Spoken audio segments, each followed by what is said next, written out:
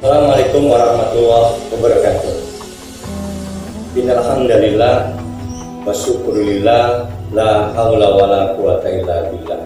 Asyhadu an la ilaha illallah wahdahu la syarikalah wa asyhadu anna Muhammadan abduhu wa rasuluhu la nabiyya ba'da. Amma ba'du. Baik, kali ini Ayaji ingin mengisahkan sebuah kisah, yaitu seseorang yang masuk Islam pertama.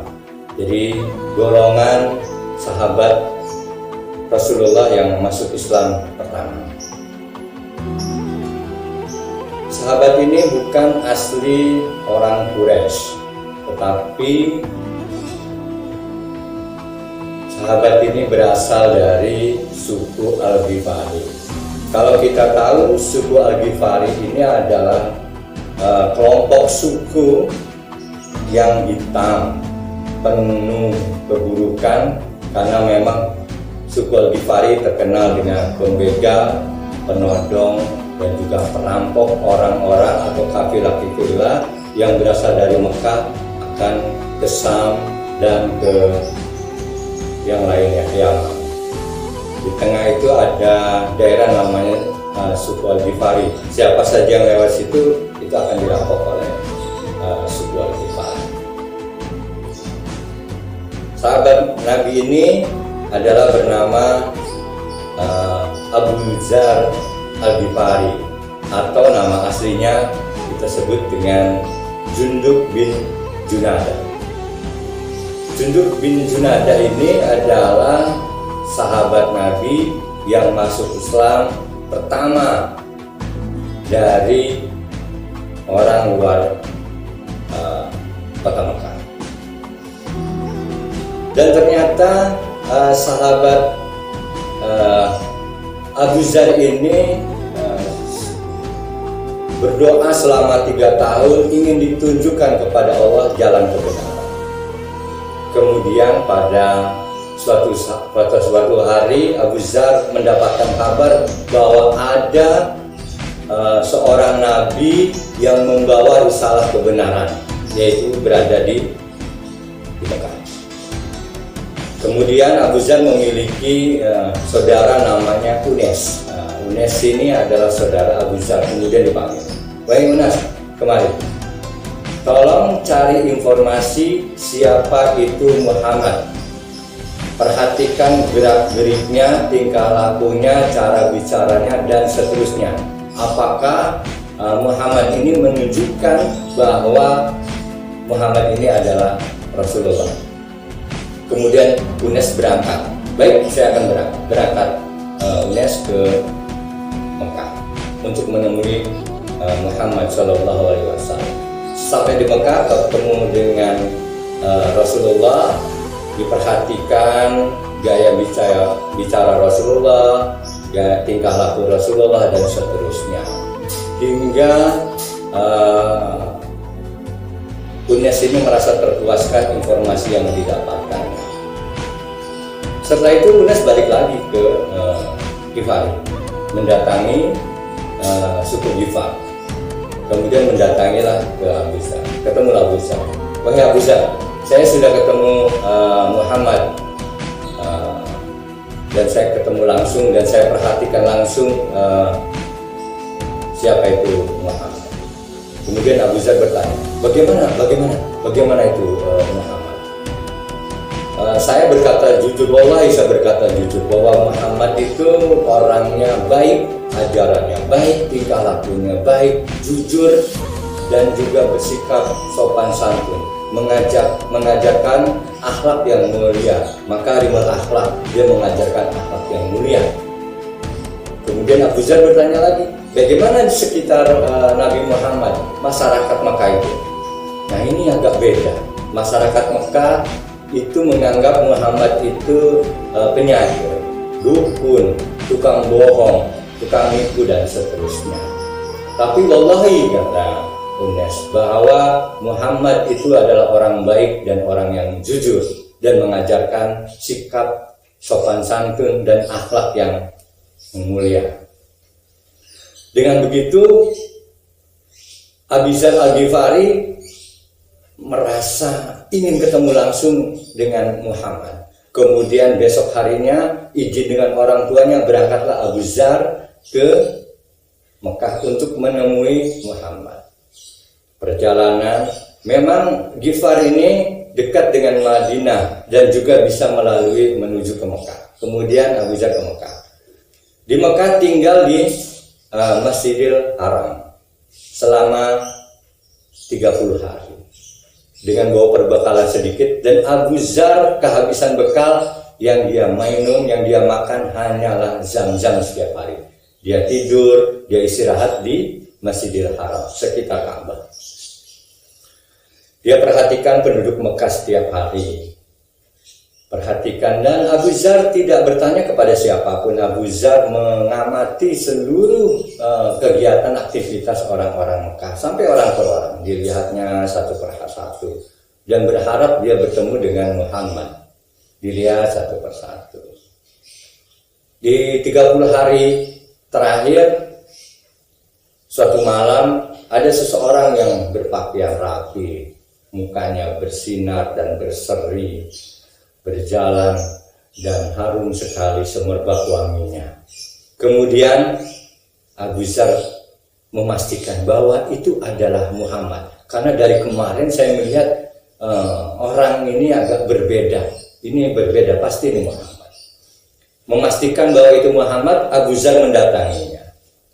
Kemudian mengucapkan, "Salamun alaika ya Rasulullah." Kemudian Rasulullah berbalik menghadap Abu Dzar. Seketika itu Abu Dzar bersyahadat, "Ya Rasulullah, asyhadu an la ilaha illallah wa anna Muhammadar Rasulullah." Saya bersaksi bahwa tiada Tuhan selain Allah dan engkaulah adalah utusan Allah. Tanpa ada keraguan, Abu Dzar mengucapkan salam dan masuk Islam seketika itu. Setelah bertemu dengan Rasulullah, dan Rasulullah bertanya kepada Abu Dzar, "Kamu ini sebenarnya dari mana dan mau apa ke sini?" Kemudian Abu Dzar mengatakan, "Saya ini bukan dari sini, tapi saya dari Ghifar, yaitu suku yang berdekatan dengan Madinah.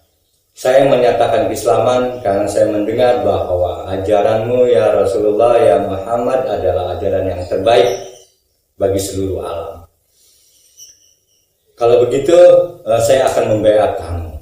Yang pertama, ucapan Rasulullah, "Kamu jangan merasa takut. Ketika masuk Islam jangan merasa takut. Jangan merasa ketakutan dengan apapun. Karena Allah bersama kita." Itu yang pertama. Kemudian di baiat, "Kamu harus mengajarkan Islam itu kepada kaummu." Kemudian Abu Dzar berkata, "Baiklah, tapi ingat, ini rahasia dan jangan diceritakan kepada penduduk Mekah." Tapi Abu Dzar ini memang wataknya sangat keras dan pemberani. Abu Dzar tidak menghiraukan ucapan Nabi, salah satunya untuk merahasiakan. Besoknya Abu Dzar datang dan berdiri di dekat Ka'bah di Masjidil Haram berkata, "Asyhadu an la ilaha illallah wa asyhadu anna Muhammadar Rasulullah." Saya bersaksi bahwa tidak ada Tuhan selain Allah dan Muhammad adalah utusan Allah. Itu di depan Abu Jahal, di depan para pemuka Quraisy yang belum masuk Islam. Kemudian dengan seketika berbondong-bondong orang kafir Quraisy termasuk Abu Jahal melempari Abu Dzar dengan batu, dengan tongkat, dengan apa saja yang dilihat, kemudian dilempar ke Abu Dzar. Abu Dzar pingsan. Ketika pingsan mau dipukul, kemudian datanglah Abbas. Abbas melindungi. Kenapa Abbas melindungi? Karena Abbas tahu bahwa Abu Dzar ini adalah dari suku Ghifar. Suku Ghifar itu suku yang kalau ingin ke Sam, ke Madinah, ke Yaman itu ngelewatin itu. Sedangkan penduduk Mekah itu hidupnya dari berdagang, Karena memang di Mekah tidak ada pertanian, perkebunan dan seterusnya. Hidupnya dari dagang. Li'ila fi Quraisyin ila fi rihlatash syita'i was-sayf. Hidupnya cuma berdagang, 2 kali dagang. Dagang kalau enggak ke Syam, ya ke Yaman. Untuk sekali dagang saja itu untuk hidup 1 tahun. Bagaimana nanti kalau membunuh orang ini, sedangkan jangan-jangan dia tokoh dari Ghifar. Kalau ini terbunuh, kemudian didengar oleh masyarakat Ghifar tersebut, maka kita akan habis lewat, barang-barang kita akan diambil dan kita akan dibunuh. Kemudian orang-orang itu, masyarakat Quraisy terdiam dan kemudian dimandikanlah dengan air Zam-Zam. Kemudian siumanlah Abu Dzar. Ketika siuman dia berdiri lagi, asyhadu an la ilaha illallah wa asyhadu anna Muhammadar Rasulullah. Begitu seterusnya, kemudian orang-orang kafir Quraisy melempari sampai pingsan lagi. Kemudian Abbas melindungi lagi karena Abbas tahu kalau ini meninggal, kalau ini terbunuh oleh orang-orang Quraisy, maka siapa saja kafilah yang akan berdagang dijumpainya pasti akan dihadang oleh suku Ghifar. Kemudian sudah cukup, Ghifar pulang ke sukunya, ke daerahnya. Ketika sampai di rumahnya, ketemulah Ghifar dengan Unes. Kemudian dia ceritakan, engkau benar Unes bahwa Muhammad adalah utusan Allah. Dia selalu mengajarkan kebaikan, akhlak yang mulia dan seterusnya. Kemudian Unes tertarik dan masuk Islam. Begitu juga dia bercerita kepada ibunya bahwa saya telah masuk Islam. Kemudian ibunya juga tertarik masuk Islam. Unes menjalankan perintah Nabi, yaitu berdakwah di kaumnya. Ketika berdakwah, separuh masyarakat Ghifar itu masuk Islam. Dan separuhnya lagi menunggu kedatangan Nabi. Begitu juga di suku Ghifar, tetangganya itu namanya suku Aslam. Kemudian berdakwah juga Abu Dzar di sana. Dan separuh masyarakat suku Aslam juga masuk Islam. Dan ketika Rasulullah SAW ingin hijrah ke Madinah, melewati Ghifar, kemudian berbondong-bondong orang Ghifar yang separuhnya tadi dan orang Aslam separuhnya lagi untuk menemui Nabi dan bersahadat bersama-sama. Asyhadu an la ilaha illallah wa asyhadu anna Muhammadar Rasulullah. Berkata, ya Ghifar, ghafarallah. Ya Aslam, salam Allah. Ya masyarakat Ghifar, Allah telah mengampunimu. Dan ya Aslam, Allah telah menyelamatkan masyarakat Aslam. Begitulah kerja dakwah Abu Dzar yang tidak pernah takut dan tidak pernah berbuat kejahatan. Setelah itu Ghifar ini memang selalu disanjung oleh Rasulullah. Dan ketika perang Tabuk, Abu Dzar ini selalu ikut dalam jihad peperangan bersama Rasulullah. Dan yang menarik ketika perang Tabuk, seluruh masyarakat Islam berangkat ke perang Tabuk itu. Kemarin Ayah Haji sudah bercerita tentang perang Tabuk. Dan ketika perang Tabuk itulah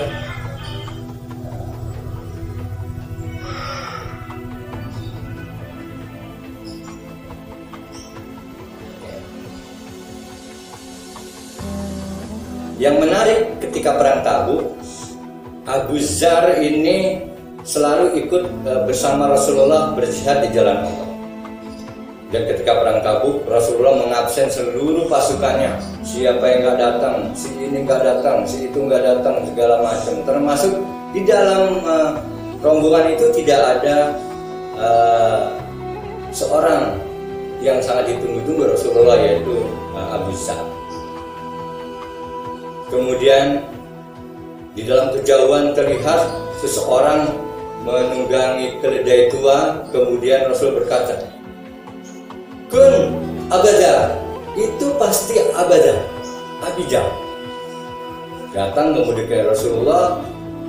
Kemudian benar saja itu adalah Abu Dzar. Abu Dzar telah, karena memang seluruhnya pakai kuda. Abu Dzar berkendaraan untuk berjihad di jalan Allah menggunakan keledai Tuhan. Karena memang Abu Dzar orang yang zuhud yang sangat luar biasa, sehingga zuhudnya Abu Dzar itu sama dengan zuhudnya Nabi Isa alaihissalam. Jadi zuhudnya Abu Dzar itu sama zuhudnya seperti Nabi Isa alaihissalam. Nabi Isa itu tidur tanpa alas, tanpa kasur dan tanpa bantal. Sehingga suatu saat Nabi Isa tidur menggunakan batu berasal dari menggunakan batu dijadikan bantal. Kemudian ada yang tersenyum-senyum. Kemudian Nabi Isa melihat yang tersenyum itu. Apa kamu tersenyum-senyum? Ternyata yang tersenyum-senyum itu adalah setan. Kemudian setan berkata, enak ya tidur pakai batu. Dengan sendirinya batu itu dibuang, dilempar, kemudian tidur lagi tanpa menggunakan bantal. Kalau kita tidur tanpa bantal, rupanya tidak akan enak tidur. Suatu saat Rasulullah SAW berkata kepada Abu Dzar, engkau akan datang sendiri, berjalan sendiri, hidup sendiri, mati sendiri, bahkan nanti dibangkitkan bertemu dengan Rabb. Dan itu dirasakan oleh Abu Dzar. Ketika akan perang Tabuk, Abu Dzar datang sendiri, semua pakai kuda, Abu Dzar menggunakan keledai, sehingga berjalannya agak lama. Ketika Rasulullah mengabsen seluruh pasukan, kemudian tidak terdapat Abu Dzar, kemudian ada seseorang yang menggunakan keledai tadi, kemudian Rasul berkata, "Kun Abu Dzar." Itulah Abu Dzar. Abu Dzar datang, kemudian Abu Dzar datang untuk berjihad berangkat sendiri. Dan mati pun Abu Dzar sendiri. Ketika akan meninggal, Abu Dzar berpesan kepada istrinya, nanti kalau saya meninggal, sesuai dengan perintah Rasulullah, letakkan saja di persimpangan jalan. Karena untuk memandikan, mengapani, dan juga menguburkan keluarga yang tidak memiliki harta, karena sangat sulit sekali dan berjihad di jalan Allah. Kemudian Abu Dzar meninggal dengan mengucapkan asyhadu an la ilaha illallah wa asyhadu anna muhammadar rasulullah. Diletakkanlah mayat Abu Dzar di persimpangan jalan, yaitu antara kalau orang berjalan kafilah dari Makkah ke Syam ataupun ke Yaman ataupun ke Madinah pasti melewati. Datanglah kafilah, kemudian hampir saja rombongan kafilah itu menginjak tubuh Abu Dzar karena bisa tumpukan batu ataupun tumpukan sampah. Kemudian istrinya berteriak, sebentar, berhenti, ini ada sahabat Rasulullah yang ada di tengah jalan. Ini adalah Abu Dzar. Kemudian turunlah seseorang bernama Abdullah bin Mas'ud. Pedagang tersebut kemudian dimandikan, dikafani dan disolatkan, dikuburkan oleh Abu Dzar. Kemudian Abdullah bin Mas'ud berkata bahwa ini adalah orang yang soleh, yang sangat jujur dan mengikuti perintah Rasulullah SAW. Subhanallah, bagaimana sikap Abu Dzar kejujurannya, bagaimana dakwah beliau kepada suku dan tetangga sukunya, bagaimana dia berjihad dan seterusnya karena Allah Subhanahu wa Ta'ala, tidak mengharapkan imbalan apapun. Demikian, dan kami ucapkan terima kasih, mudah-mudahan ada kebaikan. Bila itu hidayah. Assalamualaikum warahmatullahi wabarakatuh.